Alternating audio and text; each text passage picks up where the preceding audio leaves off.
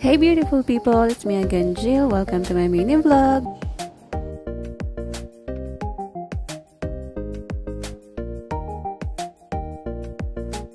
So for today's ganap guys, samahan nyo kaming mag-mall.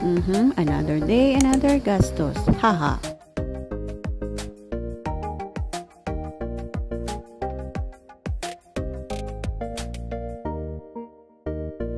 Kakapasok pa lang, gastos agad. Ayay.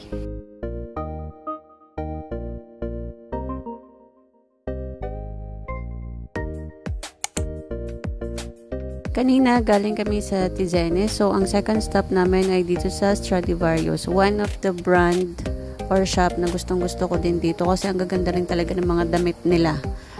Bukod sa Zara, ito yung isa kong gustong shop, at saka sale sila dito ngayon sa mall, kaya ni-grab na namin. Nagkakaubusan na nga ng size kasi nakikipag-unahan ng mga Cypriot na ito, nakakaloka. Tingnan mo yan oh.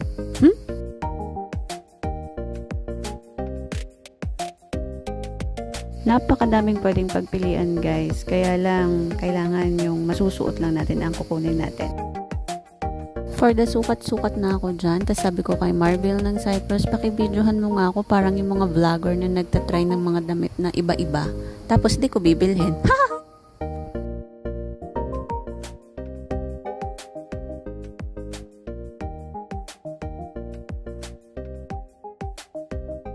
Kakasukat ko, hindi ko tuloy alam kung ano ang kukunin ko. Hays, ang hirap maging girl. Another money down, hindi pwedeng hindi bibili. Marami din ditong mga mamahaling brand like Armani, Lacoste, Navy Green at mga iba pa. Pero dinaanan lang namin, dyan lang kayo, dito lang kami sa labas. Char. Wala pa tayong budget sa mga ganyan. Malay mo naman soon, swipe na lang tayo. Tapos sasabihin mo, guard, pabitbit nga nito. Tapos ikaw pala ang binitbit kasi magnanakaw ka. What a future. Oh my goodness.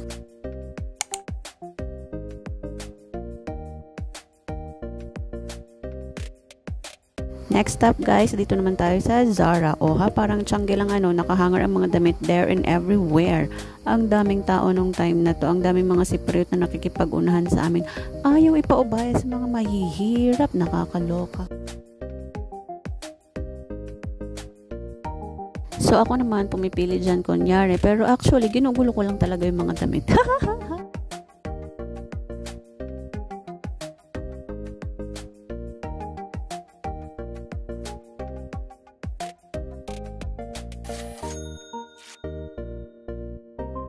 Ang saya-saya ko pa dyan, pero sa totoo lang, wala na akong pangkain.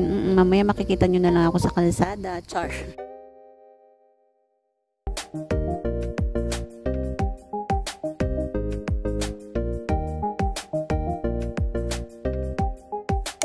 Ay, akala ko tapos na kami. Hindi pa pala. Nandito naman kami ngayon sa Pull&Bear.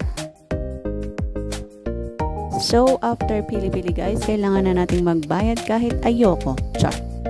Nagtatawanan pa kami ng cashier dyan kasi sabi ko sa kanya, utangin ko nga ito, next year na ang bayad. Tumawa lang siya. Ayaw niya siguro. Ano nga guys?